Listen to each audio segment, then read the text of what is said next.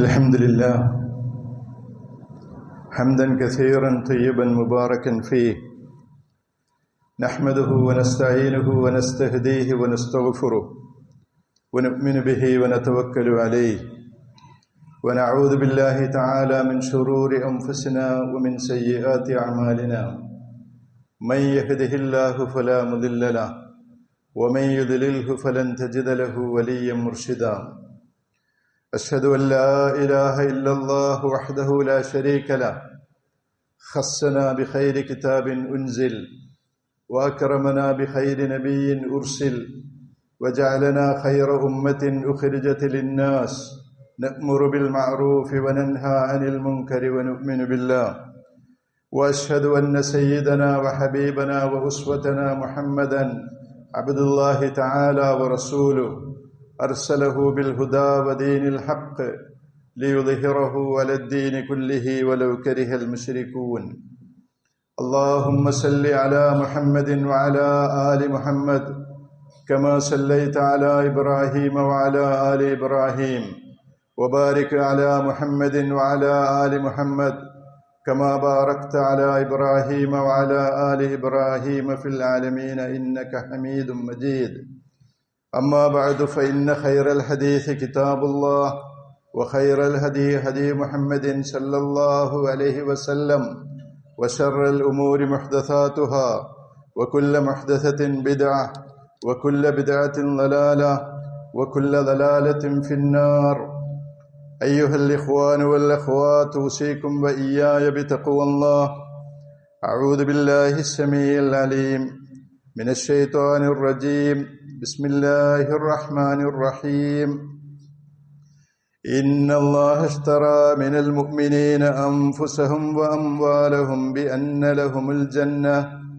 يقاتلون في سبيل الله فيقتلون ويقتلون وعدا عليه حقا في التوراة والإنجيل والقرآن ومن أوفى بعهده من الله فاستبشروا ببيعكم الذي بايعتم به وذلك هو الفوز العظيم صدق الله العلي العظيم.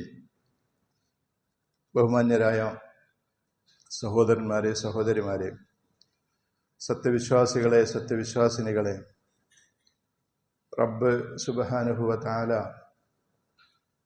നമുക്ക് നൽകിയിട്ടുള്ള എല്ലാ കാര്യങ്ങളും, എല്ലാ അനുഗ്രഹങ്ങളും, നമ്മുടെ ജീവൻ, നമ്മുടെ ജീവിതം, നമ്മുടെ സമ്പത്ത്, നമ്മുടെ ആയുസ്, നമ്മുടെ അന്നം, റിസ്ക്, അങ്ങനെ അള്ളാഹ് എന്തൊക്കെ അനുഗ്രഹങ്ങൾ നമുക്ക് നൽകിയിട്ടുണ്ടോ ആ അനുഗ്രഹങ്ങളൊക്കെ അള്ളാഹ്ക്ക് ഇഷ്ടപ്പെട്ട വിധത്തിൽ, അവന് തൃപ്തിപ്പെട്ട രൂപത്തിൽ വിനിയോഗിച്ച് മുത്തഖീങ്ങളായിട്ട്, മുഅ്മിനീങ്ങളായിട്ട് ജീവിച്ച് അവൻ്റെ തൃപ്തി നേടിയെടുക്കുവാനുള്ള വാശിയോടുകൂടി ദുനിയാവിൽ അധ്വാനിച്ച് ഈമാനോടുകൂടി മരിച്ച് സ്വർഗം നേടിയെടുക്കുവാൻ ശ്രമിക്കണം, ശ്രദ്ധിക്കണം എന്ന് എന്നെയും നിങ്ങളെയും ഞാൻ വസിയത്ത് ചെയ്യുകയാണ്.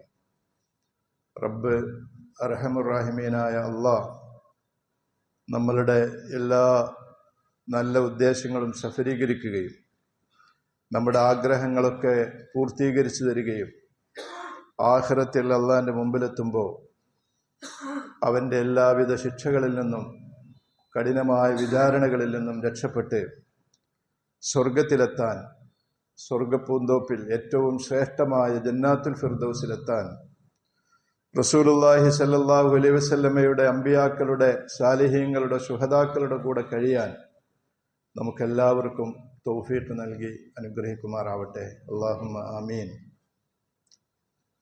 ഇന്നലെ നിങ്ങൾ ഒരു വാർത്ത ശ്രദ്ധിച്ചോ എന്ന് എനിക്കറിയില്ല. നമ്മളൊക്കെ ആകാംക്ഷയോടുകൂടിയും അതുപോലെ തന്നെ ഉത്കണ്ഠയോടുകൂടിയും എപ്പോഴും ശ്രദ്ധിച്ചു വരാറുള്ള നമ്മുടെ ഒന്നാമത്തെ ഖിബിലയുടെ, ബൈത്തുൽ മഖ്ദിസിന്റെ സംരക്ഷകരായിട്ട്, നമ്മുടെ ഒന്നാമത്തെ പള്ളിയെ രക്ഷിക്കാൻ വേണ്ടിയിട്ട് പോരാടിക്കൊണ്ടിരിക്കുന്ന നമ്മുടെ പ്രിയപ്പെട്ട സഹോദരന്മാർ, അവരുടെ പോരാട്ട പ്രസ്ഥാനത്തിന് നേതൃത്വം കൊടുക്കുന്ന മഹാനായ ഖലീലുൽ ഹയ്യ എന്ന് പറയുന്ന ലോകപ്രശസ്തനായ വ്യക്തിത്വം, അദ്ദേഹത്തിന്റെ 4ാമത്തെ മകനും ഷഹീദായി എന്ന വാർത്തയാണ് ഞാൻ ഉദ്ദേശിക്കുന്നത്. അദ്ദേഹത്തിന്റെ 4 ആൺകുട്ടികൾ, 4 ആൺമക്കൾ, ചെറിയ മക്കളല്ല, വലിയ മക്കളാണ്. 3 ആള് നേരത്തെ ഷഹീദ് രക്തസാക്ഷികളായിരുന്നു. ഇന്നലെ ഒരാളുടെ കൂടി രക്തസാക്ഷ്യം ഷഹാദത്തിന്റെ വാർത്ത വന്നു. അദ്ദേഹത്തിന്റെ മൂത്ത മകനുണ്ടായിരുന്നു ഹംസ അൽ ഹയ്യ. 2008 അദ്ദേഹം ഗസയിൽ ഹമാസിന് വേണ്ടിയിട്ടുള്ള പോരാട്ട പ്രസ്ഥാനം ഖതായിബു ഇസുദ്ദീൻ അൽ ഖസ്സാം, ആ പോരാട്ട പ്രസ്ഥാനത്തിൽ ഒരു പോരാളിയായിരുന്നു. 2008 ഇസ്രായേൽ അദ്ദേഹത്തെ ഈ ഖലീൽ ഹയ്യയുടെ മകനാണ് എന്നതുകൊണ്ട് കൊന്നു. അദ്ദേഹത്തിന്റെ 2ാമത്തെ മകനുണ്ടായിരുന്നു ഉസാം അൽ ഹയ്യ. 2014 ഒരിടത്ത് വെച്ച് ഇസ്രായേൽ വിമാനം അദ്ദേഹത്തെയും കുടുംബത്തെയും, അദ്ദേഹത്തിന്റെ ഭാര്യ, 3 കുഞ്ഞുങ്ങൾ, ഈ 5 ആളുകളെയും ഒന്നിച്ചു കൊന്നു 2014. 3ാമത്തെ മകൻ ഹമ്മാമുൽ ഹയ്യയും അതുപോലെ തന്നെ ഹസ്സാമുൽ ഹയ്യയും അവർ ഇരട്ടകളായിരുന്നു. ഹമ്മാമുൽ ഹയ്യ അദ്ദേഹത്തിന്റെ പിതാവ് ഖലീലുൽ ഹയ്യയുടെ കൂടെ, അവർ ദോഹയിലാണ് അവരുടെ ഓഫീസ് പ്രവർത്തിക്കുന്നത്. ഈ പിതാവിന്റെ കൂടെ പിതാവിനെ സഹായിച്ചുകൊണ്ട് ദോഹയിലായിരുന്നു ഉണ്ടായിരുന്നത്. കഴിഞ്ഞ വർഷം നമുക്കറിയാവുന്നതുപോലെ ഇസ്രായേലുമായി ചർച്ചകൾ നടത്തിക്കൊണ്ടിരിക്കുന്നതിനിടയിൽ ദോഹയിൽ അവരുടെ താമസ സ്ഥലത്തിന് നേരെ ഹമാസിന്റെ എല്ലാ നേതാക്കളുമുള്ള അവർ ഒരുമിച്ച് കൂടിയിരിക്കുന്ന വിവരം ചോർത്തി അവിടെ ബോംബിട്ടു. ആ ബോംബിങ്ങിൽ നിന്ന് അത്ഭുതകരമായിട്ട് അള്ളാഹുവാണ് എല്ലാവരുടെയും ആയുസ് തീരുമാനിക്കുന്നത് എന്നതുകൊണ്ട് മാത്രം ഹമാസിന്റെ നേതാക്കൾ ഖലീൽ ഹയ്യ ഉൾപ്പെടെയുള്ള ആളുകൾ രക്ഷപ്പെട്ടപ്പോഴേ ആ ബോംബിങ്ങിൽ കുറച്ച് ആളുകൾ മരണപ്പെട്ടിരുന്നു. ആ മരണപ്പെട്ടതിൽ അദ്ദേഹത്തിന്റെ മകനായ ഈ ഹമ്മാമുൽ ഹയ്യയും ഉൾപ്പെടും. അങ്ങനെ ദോഹയിൽ ഒരിക്കലും ഇസ്രായേൽ ആക്രമിക്കുകയില്ല എന്ന് വിചാരിച്ച് ആ സമയത്താണ് അവിടെ ബോംബിട്ട് അദ്ദേഹത്തിന്റെ മകൻ കൊല്ലപ്പെട്ടത്.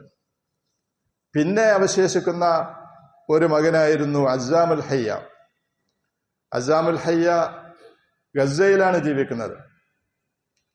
ഈ ഗസയിൽ ഇപ്പോ വെടിനിർത്തലൊക്കെ വന്ന് കരാറുകളും ചർച്ചകളും ഒക്കെ നടന്നുകൊണ്ടിരിക്കുന്നതിന്റെ ഇടയിൽ ആണ് ഈ ഖലീൽ ഹയ്യയുടെ മകനെ അസ്സാമുൽ ഹയ്യയെ ഗസയിൽ അദ്ദേഹത്തിന് നേരെ ആക്രമണം നടത്തി അദ്ദേഹവും ഷഹീദായി. ഇങ്ങനെ ഇരട്ടകളിൽ 2 പേരും ഷഹീദായി. 5 ആൺമക്കളുള്ളതിൽ ഇനി ഒരു മകൻ മാത്രമാണ് ഖലീൽ ഹയ്യക്കുള്ളത്. ആ മകൻ നേരത്തെ ഇതേപോലെ ഇസ്രായേൽ ആക്രമണത്തിൽ പരിക്കേറ്റ് കഴിയുകയാണ് കുറെ വർഷങ്ങളായിട്ട്. ഈ ഖലീൽ ഹയ്യ തന്നെ ഇതേപോലെ ഭീകരമായ ഒരു ഇസ്രായേൽ ആക്രമണത്തിന് വിധേയമായി അദ്ദേഹത്തിന്റെ കൂടെ ഉണ്ടായിരുന്ന അദ്ദേഹത്തിന്റെ സഹോദരന്മാർ, 2 സഹോദരന്മാര്, അദ്ദേഹത്തിന്റെ പിതാവിന്റെ സഹോദരന്റെ മക്കൾ, ഇങ്ങനെ കുറെ ആളുകൾ അതിൽ ഷഹീദായി. അപ്പൊ ഇത് ഇങ്ങനെ കൊല്ലുന്നത്, മക്കളെയും കുടുംബത്തിനെയും കൊല്ലുന്നത് എന്തിനാന്ന് വെച്ചാൽ നേതാക്കളെ സമ്മർദ്ദത്തിലാക്കിയിട്ട് അവരെ വഴക്കിപ്പിക്കുക, അവർ വഴങ്ങാൻ നിർബന്ധിതരാവുക എന്നുള്ള ഉദ്ദേശത്തിലാണ്. അപ്പോ ഈ വാർത്ത വന്ന ഉടനെ ഖലീൽ ഹയ്യ പറഞ്ഞു, ഞങ്ങളുടെ മക്കളെ കൊന്നുകൊണ്ട് ഞങ്ങളെ സമ്മർദ്ദത്തിലാക്കിയിട്ട് ഇസ്രായേലിന്റെ കാര്യം നേടാം എന്ന് വിചാരിക്കണ്ട. എന്റെ മകൻ എന്നെ സംബന്ധിച്ചിടത്തോളം ഇസ്രായേലിൽ കൊല്ലപ്പെടുന്ന 10,000 70,000 ആളുകളെ കൊന്നല്ലോ.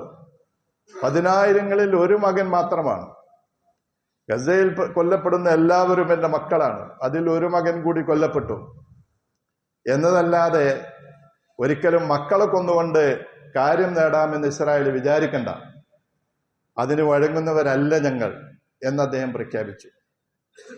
ഈ ഷഹീദ് അസാമുൽ ഹയ്യയുടെ, അതായത് ഖലീൽ ഹയ്യയുടെ ഭാര്യ പറഞ്ഞു, ഞാൻ എൻ്റെ മകൻ രക്തസാക്ഷിയാവാൻ വേണ്ടിയിട്ട് പ്രാർത്ഥിക്കുകയായിരുന്നു.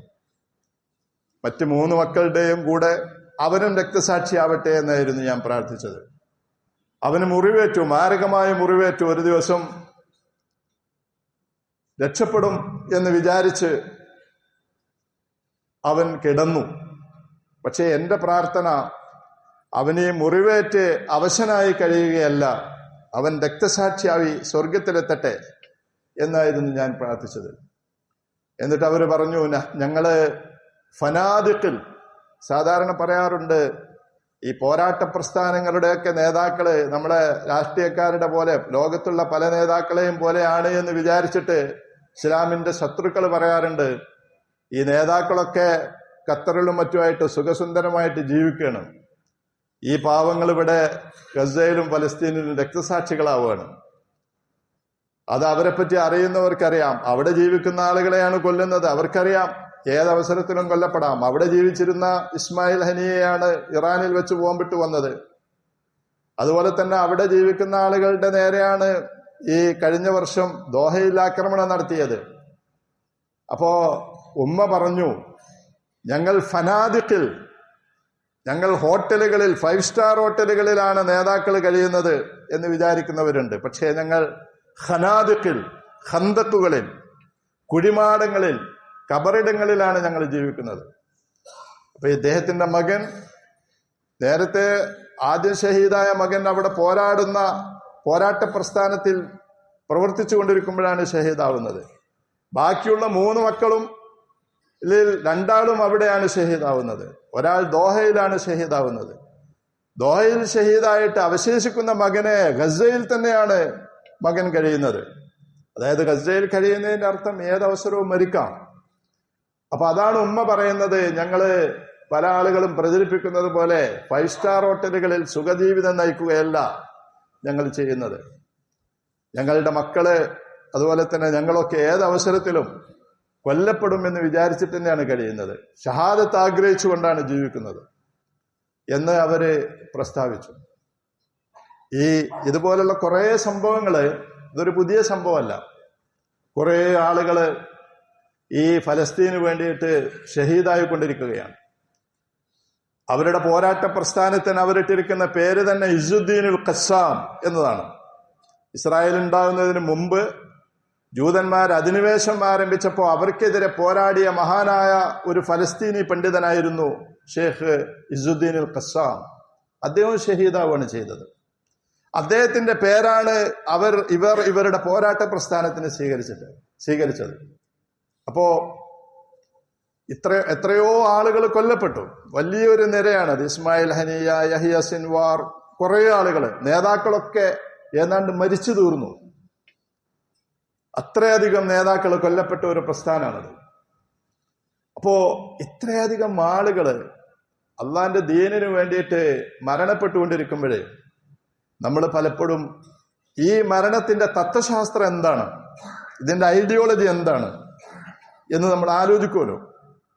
അപ്പോഴാണ് ഞാൻ ഈ ഓതിയ ആയത്ത് നമുക്ക് ഓർമ്മ വരുന്നത്. സൂറത്ത് തൗബയിലെ 111 ആയത്ത്, ഇന്നല്ലാഹ ഇശ്തറാ മിനൽ മുഅ്മിനീന അൻഫുസഹും വഅംവാലഹും ബിഅന്ന ലഹുമുൽ ജന്ന. അല്ലാഹ് മുഅ്മിനീങ്ങളെ അടുത്ത് നിന്ന് വിലക്കെടുത്തിരിക്കുന്നു, വിലക്ക് വാങ്ങിയിരിക്കുന്നു. എന്ത്? അവരുടെ ജീവൻ, അവരുടെ സമ്പത്ത്. ഇത് അള്ളങ്ങട്ട് വിലക്കെടുത്തത്, ഒക്കെ അള്ളാന്റെ തന്നെയാണ്. പക്ഷെ അള്ളങ്ങട്ട് വിലക്ക് വാങ്ങിയിരിക്കുന്നു. അള്ള കൊടുക്കുന്ന പണം, പൈസ എന്താണ്, മൂല്യം എന്താണ്? ബിഅന്ന ലഹുമുൽ ജന്ന, സ്വർഗം. അവർക്ക് സ്വർഗം പകരം തരാം, പകരം നിങ്ങളുടെ ജീവൻ തരൂ, നിങ്ങളുടെ സമ്പത്ത് തരൂ. ഇതാണ് അള്ളാഹു സുബ്ഹാനഹു വ തആല ആവശ്യപ്പെട്ടത്. ഇത് നമ്മൾ പലപ്പോഴും കേൾക്കുന്ന ഒരായത്താണ്.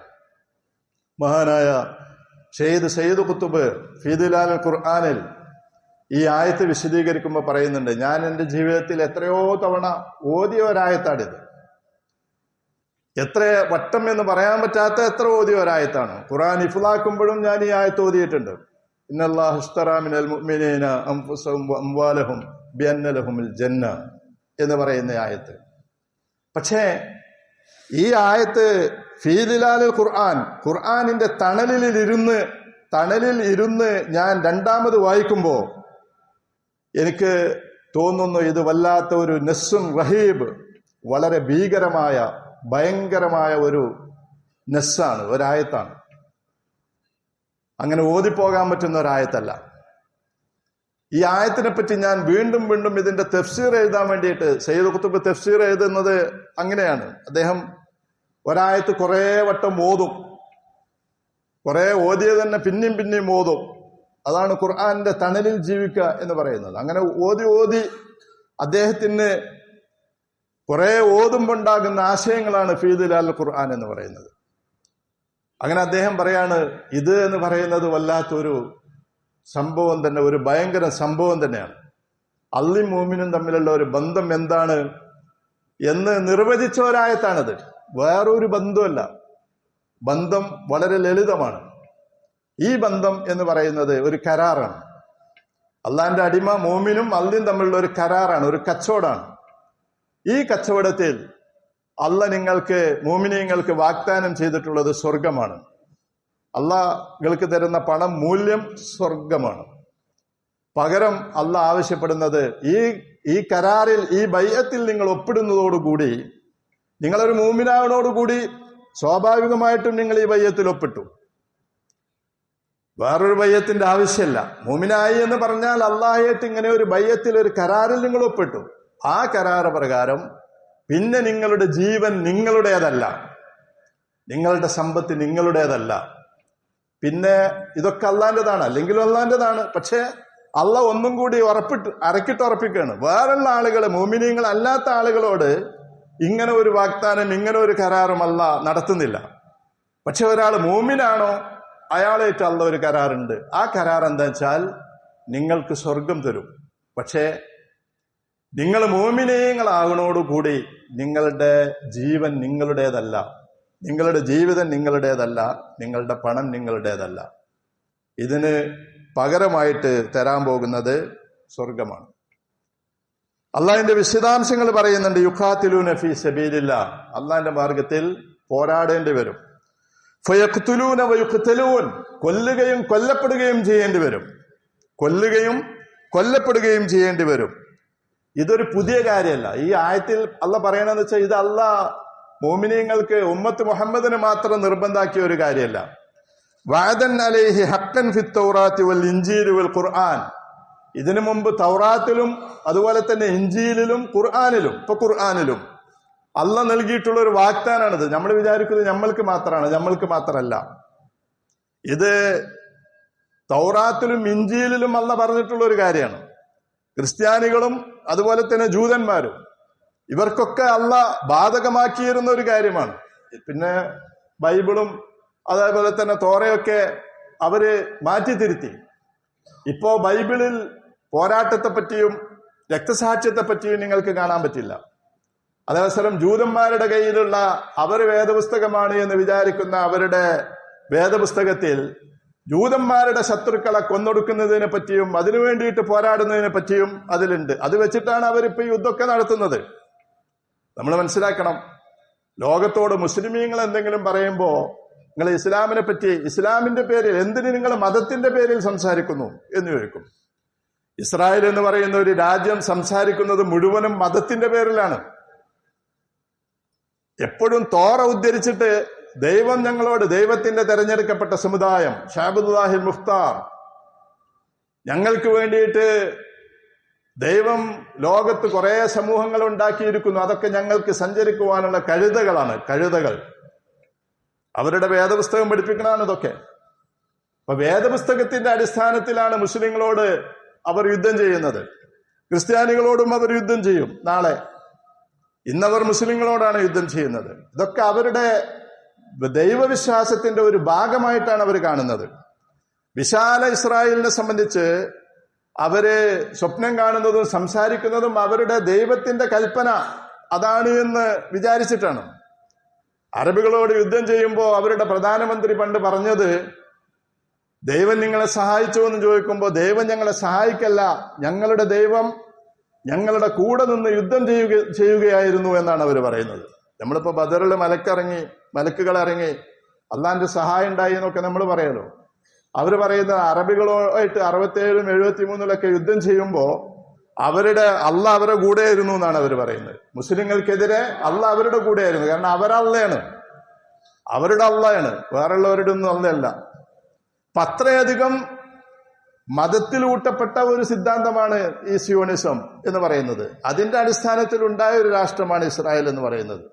അതിപ്പോഴും ലോകത്തോട് സംസാരിച്ചു കൊണ്ടിരിക്കുന്നത് ജൂത മതത്തിന്റെ പേരിലാണ്, ജൂത അടിസ്ഥാനങ്ങളുടെ പേരിലാണ്.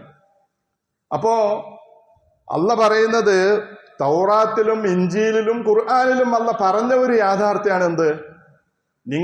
നിങ്ങൾ വിശ്വസിക്കുന്ന മൂല്യങ്ങൾക്കും തത്വങ്ങൾക്കും വേണ്ടിയിട്ട് നിങ്ങളുടെ ജീവനും നിങ്ങളുടെ സമ്പത്തും ചെലവഴിക്കണം, പകരം ഞാൻ നിങ്ങൾക്ക് സ്വർഗം തരും.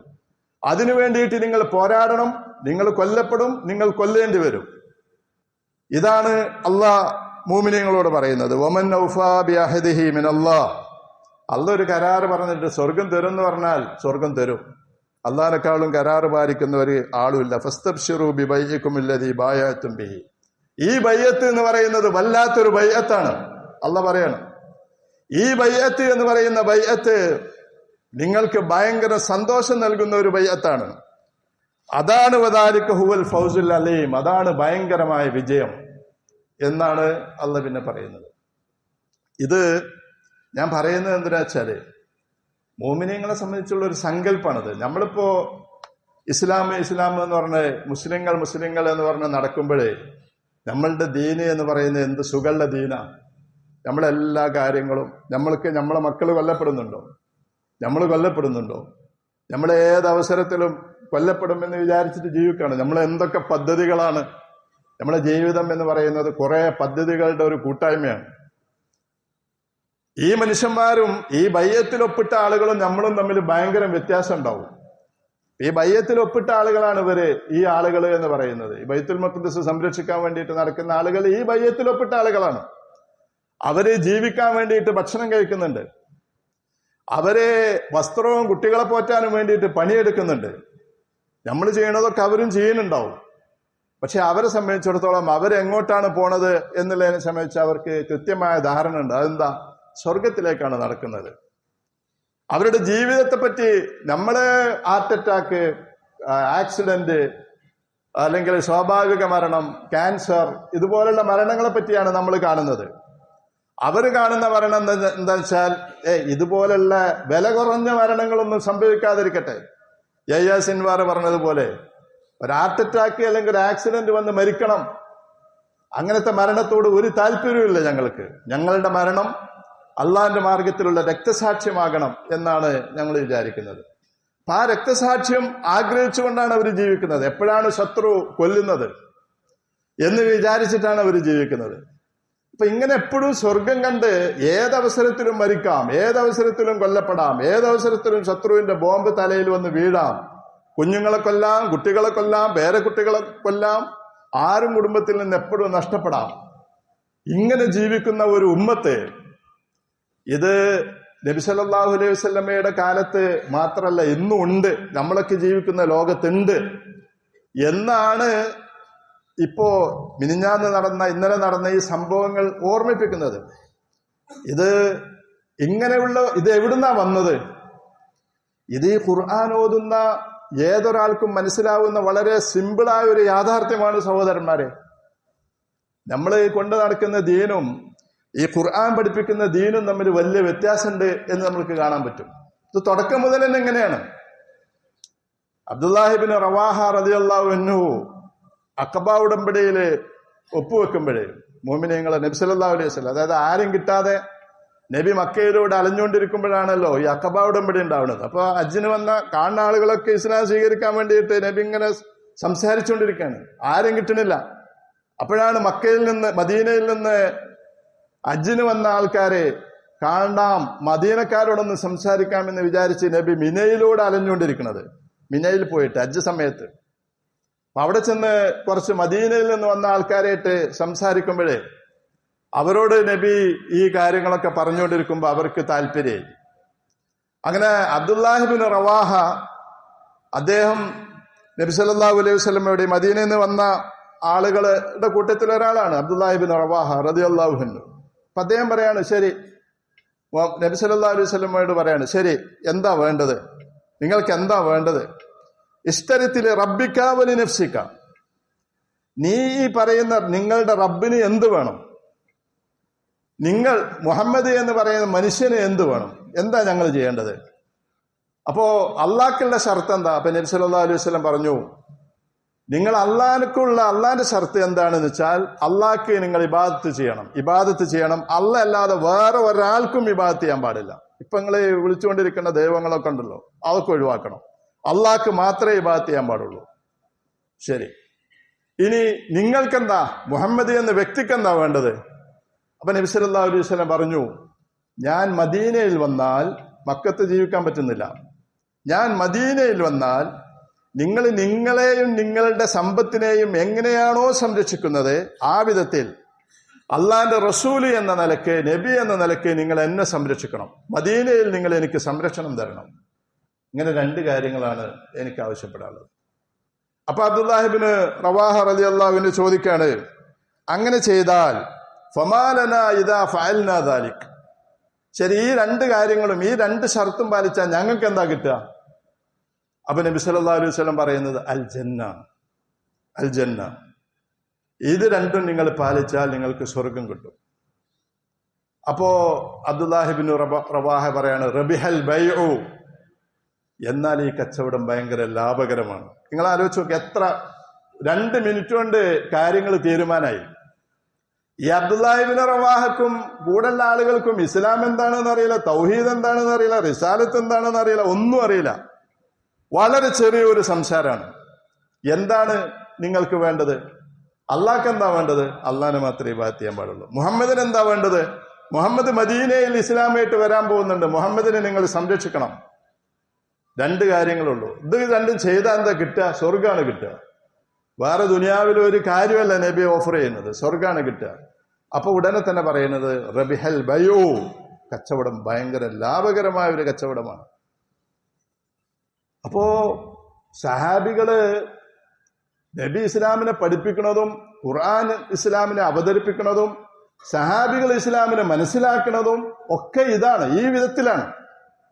നമ്മൾ ഈ പറയുന്ന, ഇപ്പൊ നമ്മൾ ഈ കൊണ്ടടക്കുന്ന ഈ ലളിതമായ ഒരു ദീനല്ല. നിങ്ങള് അള്ളായിട്ട് കരാറിൽ ഏർപ്പെട്ടാൽ പിന്നെ നിങ്ങളുടേതായിട്ടൊന്നുമില്ല. പിന്നെ എതിലെ പോകണം, എങ്ങനെ പോകണം എന്ന് അള്ള തീരുമാനിക്കണം. അപ്പൊ ആ കൂട്ടത്തിൽ നിങ്ങളുടെ ജീവൻ അള്ള എടുക്കുകയാണ്, നിങ്ങളുടെ സമ്പത്ത് അള്ള എടുക്കുകയാണ്. പിന്നെ നിങ്ങൾക്കതിലൊരു ചോയ്സ് ഇല്ല. ഇതാണ് ഈമാൻ എന്ന് പറയുന്നത്. സയ്യിദ് ഖുത്ബ് പറയുന്നത്, ഒരാള് മുഅ്മിനായി എന്ന് പറഞ്ഞാൽ അതിന്റെ അർത്ഥം അയാൾ ഈ ബയ്യത്ത് ചെയ്തു എന്നാണ്. ഈ ബയ്യത്ത് ചെയ്തവനെയാണ്, ഈ ബയ്യത്ത് ചെയ്തിട്ട് അത് പാലിക്കുന്നവനെയാണ് മുഅ്മിൻ എന്ന് പറയുന്നത്. ഇത് പാലിക്കാത്ത ആളെ എങ്ങനെയാണ് മുഅ്മിനാവുക എന്നാണ് സയ്യിദ് ഖുത്ബ് ചോദിക്കുന്നത്. അപ്പോ നമ്മൾ സഹോദരന്മാരെ മനസ്സിലാക്കേണ്ട ഒരു കാര്യം, ഏറ്റവും വിലപിടിപ്പുള്ളത് കൊടുത്തുകൊണ്ടേ നിങ്ങൾക്ക് നിങ്ങളുടെ തത്വങ്ങളെ നിലനിർത്താൻ പറ്റുള്ളൂ. പല ആളുകളും വിചാരിക്കുന്നത് പോലെ, പ്രചരിപ്പിക്കുന്നത് പോലെ ഇസ്ലാം വാളുകൊണ്ട് പ്രചരിപ്പിച്ച മതമാണ് എന്നൊക്കെ പറയാറുണ്ടല്ലോ. ഇസ്ലാം വാളെടുത്തിട്ടുണ്ട്. എന്തുകൊണ്ടാ വാളെടുക്കുന്നത്? അതായത് ഈ ലോകം എന്ന് പറയുന്നത് അള്ള പറയണത് പോലെ ഉള്ള ഒരു സമാധാനപൂർണമായ ഒരു ലോകമല്ല ലോകം. അള്ള യുദ്ധത്തിനെതിരാണ്. ഉല്ലമ ഔഖദു നാറൻ ലിൽ ഹർബി അത്ഫഅഹ അല്ലാഹ്. അള്ള ശത്രുക്കളെ എപ്പോഴൊക്കെ യുദ്ധം വിചാരിക്കുന്നുണ്ടോ അപ്പോ ഒക്കെ അള്ള ചെയ്യണ എന്താ? അള്ള ഈ യുദ്ധത്തിന്റെ തീ ഊതിക്കെടുത്താണ് ചെയ്യണത്. എപ്പോഴും സമാധാനം ഉണ്ടാവണം ലോകത്ത് എന്നാണ് അള്ള ആഗ്രഹിക്കുന്നത്.